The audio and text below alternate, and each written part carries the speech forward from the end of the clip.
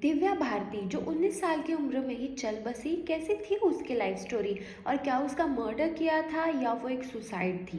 दिव्या भारती 25 फरवरी 1974 को मुंबई में पैदा हुई।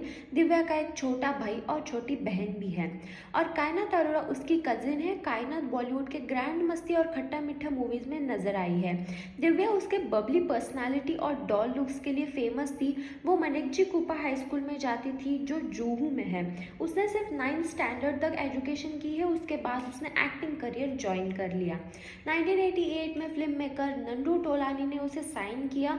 पहले दिव्या भारती गुनाहों का देवता से डेब्यू करने वाली थी, लेकिन उसका रोल संगीता बिजलानी को मिल गया। कीर्ति कुमार दिव्या भारती को राधा का संगम मूवी में कास्ट करना चाहते थे, लेकिन उसके चाइल्डिश बिहेवियर के कारण वो रोल जूही चावला को ऑफर किया गया। भारती का करियर शुरू होने से पहले ही रुक गया था। तब Telugu film producer D Rama Naidu ने बोबली राजा मूवी में दिव्या भारती को लीडिंग रोल ऑफर किया और वो movie most popular Telugu movie बन गई। बाद में भारती ने तमिल फिल्म नीला पेन्ने की, लेकिन वो फ्लॉप हो गई। 1991 में भारती ने बैक टू बैक हिट्स दिए। Action comedy film rowdy Alludu, assembly rowdy, Dharmakshetram. जब दिव्या भारती ने साउथ में सुपर हिट मूवीज दी, तब बॉलीवुड के सभी डायरेक्टर्स उसको अपने फिल्म में लेने के लिए पीछे पड़ गए। 1992 में बॉलीवुड में दिव्या भारती की विश्वात्मा मूवी रिलीज हुई। बॉक्स ऑफिस पर मूवी ज़्यादा नहीं चली, लेकिन सात समुंदर गाना आइकॉनिक बन गया। फिर रोमांटिक ड्रामा दिल का क्या कसूर मूवी रिलीज हुई, लेकिन वो भी बॉक्स ऑफिस पर नहीं चली। 1992 में डेविड धवन की एक्शन ड्रामा शोला और शबनम रिलीज हुई और ये मूवी दिव्या भारती की पहली हिट मूवी बन गई। फिर 1992 में ही दीवाना मूवी रिलीज हुई और भारती को Filmfare award for Lux new face of the year मिल गया। और उसी साल जान से प्यारा, romantic drama movie Geet, action Dushman Zamana, action drama बलवान, दिल आशना है, ये मूवीज रिलीज हुई। दिव्या भारती उस टाइम की टॉप पेड एक्ट्रेस बन चुकी थी और न्यू कमर होने के बावजूद उसने एक ही बार 12 फिल्में साइन की थी। वो सिर्फ 3 सालों तक इंडस्ट्री में रही और 3 सालों में उसने 21 फिल्में की थी। शोला और शबनम मूवी के सेट्स पर दिव्या भारती साजिद नाडियाडवाला से मिली। साजिद तब 26 ईयर्स का था और साजिद के लिए वो लव एट फर्स्ट साइट था। उसके बाद साजिद रोज सेट पर आने लगा और पहले दोनों फ्रेंड्स बने और फिर उनका रोमांटिक रिलेशनशिप चालू हुआ, लेकिन तब बाहर किसी को भी ये बात पता नहीं थी। दिव्या भारती की मां ने एक इंटरव्यू में कहा कि दिव्या ने उनको बताया था कि साजिद से वो शादी करना चाहती है।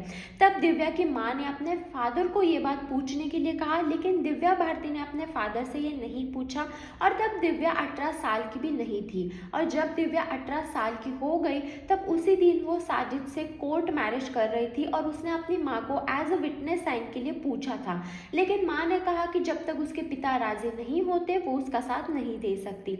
लेकिन दिव्या भारती और साजिद नाडियाडवाला ने 10 मई 1992 को कोर्ट मैरिज कर लिया और दिव्या ने अपना रिलीजन कन्वर्ट किया और उसने इस्लाम रिलीजन एक्सेप्ट किया और उसने अपना नाम सना नाडियाडवाला भी कर लिया था। कोर्ट मैरिज करने के बाद वो अपने पेरेंट्स के घर चली गई और 4 महीनों तक शादी का सीक्रेट किसी को नहीं बताया।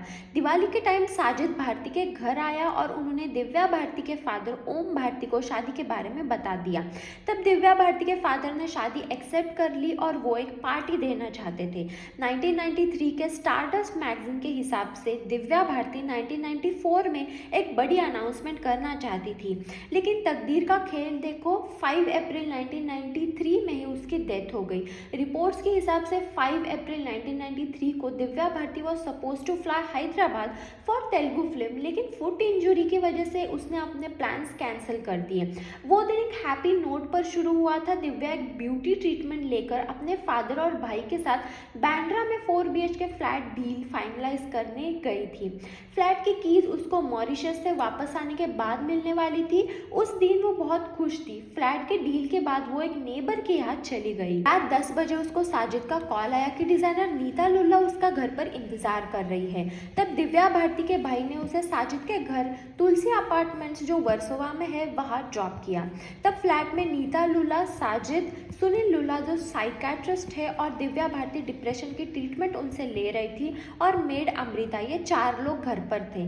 तब दिव्या और बाकी के लोग ड्रिंक्स ले रहे थे। तब दिव्या भारती किचन में गई। उसने ग्लास में वाइट रम ली और तब मेड उनके लिए स्नैक्स बना रही थी। दिव्या अपना ग्लास लेकर बाहर हॉल में आई, टीवी ऑन किया और बालकनी में चली गई। बालकनी उसकी फेवरेट प्लेस थी जहाँ वो हमेशा बैठकर ड्रिंक्स लेती थी। बट अनफॉर्चुनेटली उस दिन वो स्लिप हो गई और गिर गई। यूजुअली तो बालकनी के नीचे रोज कार्स पार्क होती थी, लेकिन उस रात कोई भी कार पार्क नहीं थी। दिव्या को आर.एन. कूपर हॉस्पिटल में ले जाया गया, लेकिन तब तक उसकी डेथ हो चुकी थी। रात के 1 बज चुके थे और हॉस्पिटल में ज़्यादा लोग भी नहीं थे। दिव्या का मॉर्टल एक ट्रॉली पर प्लेस था नॉर्मल वार्ड में। उसके पास उसके फादर और भाई था जो चीख चीख कर बोल रहे थे कि ये मर्डर है। भाई भी बोला कि मुझे उसको अकेला छोड़कर जाना नहीं चाहिए था, उसको मार दिया गया। दिव्या भारती की माँ 4 बजे आई और तब फादर और भाई ने माँ को ब्लेम किया, मे बी क्योंकि उसने साजिद और उसके रिलेशनशिप को पहले से सपोर्ट किया। फिर 1 घंटे के बाद साजिद हॉस्पिटल में पहुंचा। अकॉर्डिंग टू रिपोर्ट्स साजिद भी बहुत शॉक था और रोने लगा। साजिद तो घर पर उसके साथ था, फिर हॉस्पिटल में इतना लेट कैसे पहुंचा? बाद में उसने बताया कि वो घर पर नहीं था, वो किसी डायरेक्टर से मिलने गया था।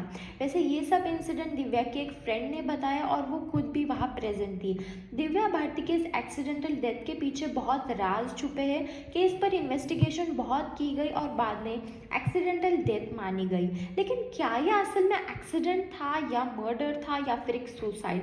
सुसाइड तो नहीं हो सकती, क्योंकि सबके सामने तो सुसाइड वो क्यों करती, सब चले जाने के बाद करती। दिव्या भारती की एक फ्रेंड जो सेम बिल्डिंग में रहती थी, उसने बताया कि उस रात साजिद और दिव्या के बीच में एक बड़ा झगड़ा हो गया था और साजिद उस पर चिल्ला रहा था। तब दिव्या ने कुछ स्लीपिंग पिल्स ली। फिर साजिद ने डॉक्टर लुल्ला जो दिव्या के साइकेट्रिस्ट थे उनको कॉल किया और वो उनकी पत्नी नीता लुल्ला के साथ 11 बजे पहुंचे और तब तक साजिद और दिव्या दोनों झगड़ ही रहे थे। तब मेड को किचन में ही रहने के लिए कहा और मेड किचन से बाहर नहीं आई और उसके बाद शायद मर्डर को एक्सीडेंटल डेथ का नाम दिया गया।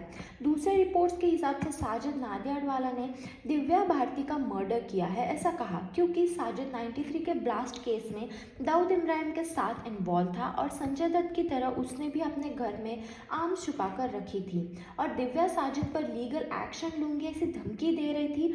दूसरी थ्योरी के हिसाब से दिव्या भारती ने बॉलीवुड में एज ए हिंदू फेम कमाई और वो शादी के बाद इस्लाम में कन्वर्ट होने जा रही थी और तब उसको लाइफ थ्रेटनिंग मैसेजेस और कॉल्स भी आते थे और उसके रिकॉर्ड्स भी पुलिस को मिले थे। और एक दूसरी बात सामने आई कि मुंबई में जो ब्लास्ट हुए थे तब पुलिस इंट्रोगेशन कर रही थी कि बॉलीवुड में अंडरवर्ल्ड कनेक्शन किस किस के हैं।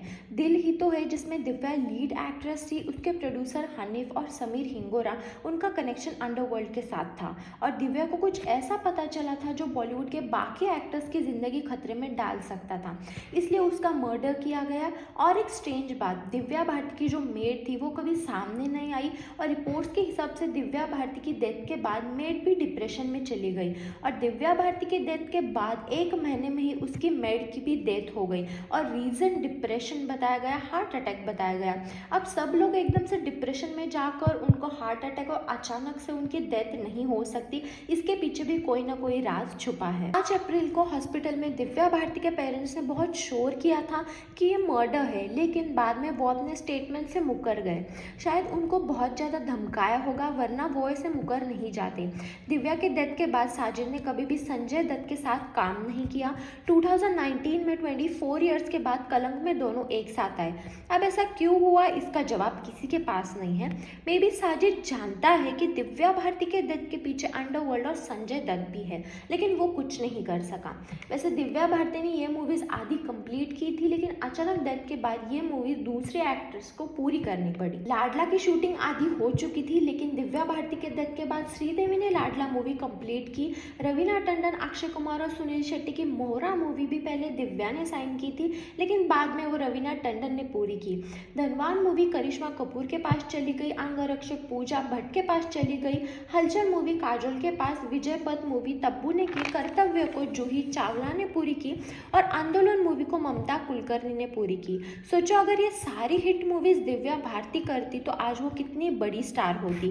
वैसे आपको क्या लगता है, ये एक एक्सीडेंट था, सुसाइड था या फिर एक मर्डर? कमेंट्स में ज़रूर बताइएगा।